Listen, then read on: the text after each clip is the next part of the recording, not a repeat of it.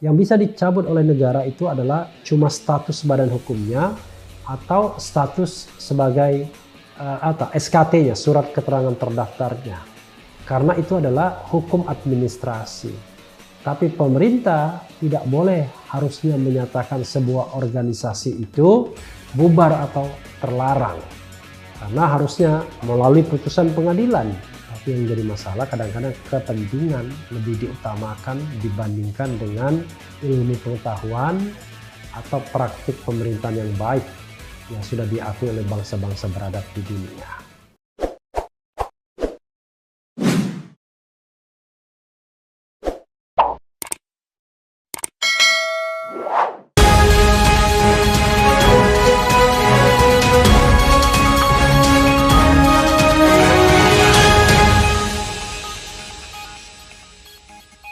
Assalamualaikum warahmatullahi wabarakatuh, Sobat RH sekalian.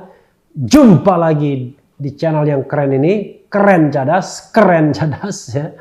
Saya tetap ingin membahas mengenai pembubaran FPI di masa atau di akhir tahun ini ya, 30 Desember kemarin.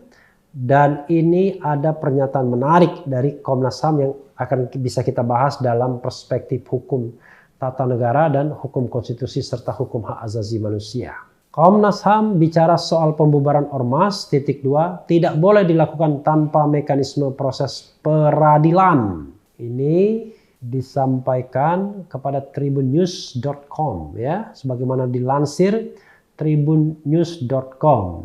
Tribunnews.com, Wakil Ketua Internal Komnas HAM RI Munafrizal Manan, waduh, jadi wakil ketua internal ya, menilai pemerintah tidak boleh membubarkan organisasi hanya berdasarkan azas contrarius actus serta tanpa mekanisme proses peradilan, due process of law. Pandangan di atas dipaparkan Munafrizal dalam acara diskusi publik daring bertajuk Kebebasan Berserikat di Negara Demokrasi yang diselenggarakan oleh Impartial Selasa 29/12/2020 kemarin. Luar biasa ya. Ini seperti mendahului ini ya. Menurutnya dalam kacamata HAM, sanksi pencabutan status badan hukum suatu organisasi berdasarkan azas contrarius actus sangat jelas tidak dapat dibenarkan. Karena memberikan keleluasan dan sewenang-wenang dalam mematikan suatu organisasi, ujar Munafrizal dikutip dari laman resmi komnasham.go.id Rabu 30/12/2020. Terlebih, di mana negara dilarang melakukan intervensi yang mereduksi penikmatan atas hak berkumpul. Negara juga memiliki kewajiban memastikan semua warganya menikmati hak tersebut. Jaminan hak kebebasan berserikat dan berkumpul merupakan ciri penting bagi suatu negara hukum dan negara demokratis. Kalau tidak memberikan kepastian tentang hak atas kebebasan berserikat dan berkumpul, maka bisa disebut negara tidak sepenuhnya demokratis, sambung Munafrizal. Komnas HAM mendefinisikan hak berserikat dan berkumpul merupakan hak yang bersifat individual dan kolektif yang memiliki irisan dengan hak sipil dan hak politik. Hak ini juga saling berkaitan erat dengan hak kebebasan berekspresi dan menyampaikan pendapat yang diaktualisasikan melalui keleluasan orang untuk menyampaikan pikiran, ide, aspirasi, dan keyakinan secara kolektif. Prinsip dasar umum mengenai hak kebebasan berserikat dijabarkan Munafrizal antara lain. 1. Setiap orang berhak membentuk atau bergabung dengan suatu serikat, organisasi, asosiasi. 2. Tidak boleh ada paksaan bagi seorang untuk bergabung dengan suatu serikat, organisasi, asosiasi. 3. Tidak boleh ada perlakuan diskriminatif atas seseorang untuk menikmati hak kebebasan berserikat, berorganisasi, dan berasosiasi. Garis miring ya. Luar biasa ya. Ini nggak berlaku untuk FPI sepertinya. Munafrizal juga menyinggung hak kebebasan berserikat dan berkumpul termasuk derogable right yang dalam keadaan dan situasi tertentu dimungkinkan untuk dilakukan pembatasan. Tentu dengan pertimbangan-pertimbangan yang spesifik dan secara bersyarat sesuai dengan International Covenant on Civil and Political Rights, Undang-Undang Dasar tahun 1945 dan Undang-Undang HAM. Munafrizal menegaskan pembatasan kebebasan berserikat dan berkumpul harus diatur oleh hukum.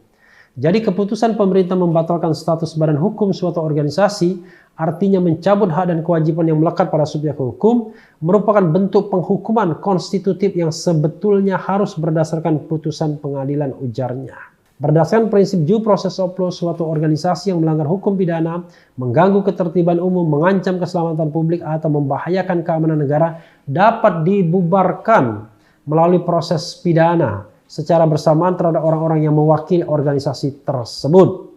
Munaf Rizal juga berpandangan Undang-Undang tentang penetapan peraturan pemerintah pengganti Undang-Undang Nomor 2 Tahun 2017 tentang perubahan atas Undang-Undang Nomor 17 Tahun 2013 tentang organisasi kemasyarakatan menjadi undang-undang berwatak represif. Wah, ini baru Komnas HAM betul ya. Dasar menimbangnya adalah melindungi kedaulatan negara, namun cenderung mengebiri kedaulatan rakyat. Undang-undang ini dibentuk bermaksud untuk menerapkan sanksi yang efektif terhadap ormas yang bertentangan dengan Pancasila dan Undang-Undang Dasar 1945. Kemudian terdapat kecenderungan melakukan azas contrarius actus dengan maksud untuk menjatuhkan sanksi yang efektif dan langsung berlaku serta mengatur sanksi administratif dan sanksi pidana. Masyarakat sipil harus melihat dengan perspektif hak asasi manusia. Adanya pengaturan yang justru mereduksi hak kebebasan berserikat tidak boleh diamini. Kita perlu menggaungkan terus-menerus agar kita tidak lupa bahwa kita negara hukum dan negara demokratis. Hubungan negara masyarakat dalam konteks yang ideal demokratis dapat mencapai titik equilibrium di mana tidak boleh ada negara yang lebih kuat dari masyarakat yang dikhawatirkan terjadinya represi. Namun tidak boleh juga masyarakat lebih kuat dari negara karena akan melahirkan vandalisme dan anarkisme, tutup Munaf Rizal. Ya, sobat era sekalian, itu tadi pendapat dari Komnas HAM, dari Munaf Rizal Manan. Kebetulan saya pernah satu kantor dengannya, orangnya cerdas, pernah kuliah banyak ya, gelarnya juga banyak. Jadi gelar S1-nya 2, gelar S2-nya 3 kalau tidak salah. Jadi luar biasa ya, sempat mengambil master di Australia, mengambil master pula di Belanda selain master di dalam negeri. Sarjana hukum dan sarjana ilmu politik pula. Jadi sobat era sekalian, apa yang disampaikan Munaf Rizal Manan ini tentunya dipahami betul mereka yang belajar tentang hak asasi manusia, yang belajar tentang konstitusi. Bukan tidak memahaminya. Tapi yang jadi masalah kadang-kadang kepentingan lebih diutamakan dibandingkan dengan ilmu pengetahuan atau praktik pemerintahan yang baik yang sudah diakui oleh bangsa-bangsa beradab di dunia. Jadi teori contrarius actus yang mendasari Perpu nomor 2 2017 itu tidak sepenuhnya tepat karena mengandaikan bahwa hak untuk berserikat dan berkumpul itu diberikan oleh negara. Sehingga negara bisa mencabutnya. Itu konsep yang keliru. Yang bisa dicabut oleh negara itu adalah cuma status badan hukumnya atau status sebagai atau SKT-nya, surat keterangan terdaftarnya. Karena itu adalah hukum administrasi. Tapi pemerintah tidak boleh harusnya menyatakan sebuah organisasi itu bubar atau terlarang. Karena harusnya melalui putusan pengadilan. Nah pertanyaannya adalah, lalu apa konsekuensinya dengan SKT atau pembubaran sebagai badan hukum? Ya ada konsekuensinya. Mereka tidak bisa lagi mendapatkan bantuan pemerintah misalnya. Atau kalau mereka punya aset, ya, punya omset misalnya, maka dengan dibubarkannya status badan hukum paling tidak aset dan omset itu bisa dibukukan sementara. Tapi aktivitas mereka sebagai sebuah kelompok yang ingin berkumpul, berserikat, mengeluarkan pendapat, itu harusnya tidak boleh dilarang dan tidak tepat menggunakan azas contrarius actus karena azas ini adalah siapa yang memberikan izin maka dia yang bisa menarik izin tersebut. Padahal berserikat dan berkumpul itu tidak perlu izin dari negara. Setiap saat orang bisa berserikat dan berkumpul sepanjang mereka tidak melanggar hukum. Kalau mereka melanggar hukum maka kemerdekaan berserikat dan berkumpul tersebut bisa dibatasi. Tetapi sekali lagi pembatasannya harus melalui putusan pengadilan yang berkekuatan hukum tetap yang menyatakan bahwa perbuatan-perbuatan yang dilakukan organisasi tersebut, organisasi bukan individunya, itu bertentangan dengan hukum, melanggar hukum, dan karenanya bisa dikenakan sanksi pembubaran atau pelarangan kegiatan. Jadi sobat era sekalian harus clear bernegara hukum. Mudah-mudahan ada kesadaran ke depan bahwa hukum, hak asasi manusia, dan konstitusi harus bisa ditegakkan. Menurut saya, pemerintah sekarang ini telah semena-mena mengeluarkan Perpu nomor 2 2017 yang sempat saya bantah juga, ya. Saya kritik juga, bahkan pernah saya dipanggil ke DPR bersama Yusril Iza Mahendra pada waktu itu, bersama dengan pakar hukum tata negara dari UI, ya. Dan pada waktu itu saya secara tegas mengatakan bahwa Perpu itu tidak kompatibel dengan demokrasi, dengan konstitusi, dengan hak asasi manusia.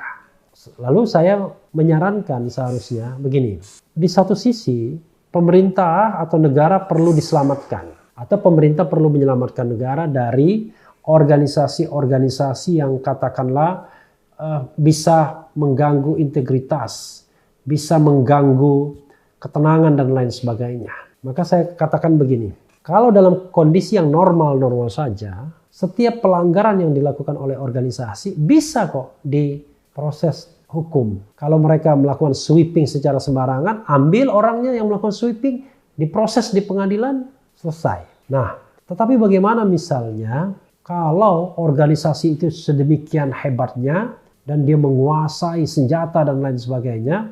Kalau itu yang terjadi, sobat era sekalian, saya katakan kita tidak usah bilang mbak bu lagi. Kalau mereka memang mau mengangkat senjata, mau memberontak dan lain sebagainya, kita tidak pakai hukum normal. Yang dipakai itu hukum perang sudah, ya.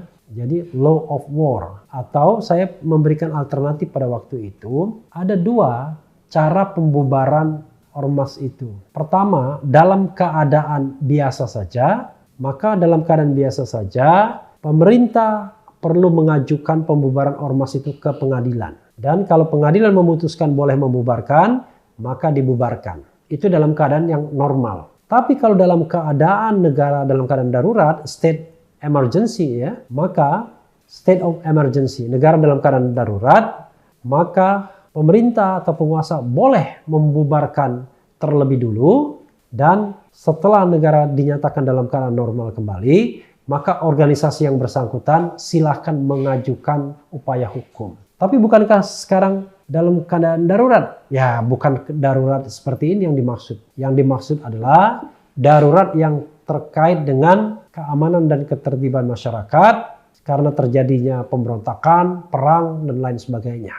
Baik itu darurat sipil maupun darurat militer. Kalau itu pendekatannya, sobat era sekalian, kita bisa menyelamatkan negara ini dalam keadaan kondisi darurat, yaitu darurat perang, darurat sipil, darurat militer. Maka organisasi yang dianggap membahayakan NKRI, membahayakan Pancasila, membahayakan keutuhan negara, bisa langsung dibubarkan. Dalam kondisi normal, silakan mereka challenge ke pengadilan. Tapi kalau negara tidak dinyatakan dalam keadaan darurat, darurat sipil, militer, atau perang, maka haram hukumnya membubarkan sebuah ormas, kecuali atas putusan pengadilan. Nah, ini konsep hak asasi manusia, konsep konstitusi yang harusnya memang dipahami semua stakeholders, terutama di stakeholder pemerintahan. Tidak tepat menggunakan contrarius actus, kecuali hanya terkait dengan SKT dan status badan hukum, yang itu tidak menentukan eksistensi sebuah organisasi. Mudah-mudahan bisa dipahami sobat era sekalian. Yang penting tetap di channel ini, karena di channel ini Anda akan dirayu, ditipu, dibaperin, dicecar, diuber pula di jalur khusus. Karena channel ini adalah channel yang mengancam, memeras, dan membenci. Jangan lupa subscribe, like, comment, and share. Ciao.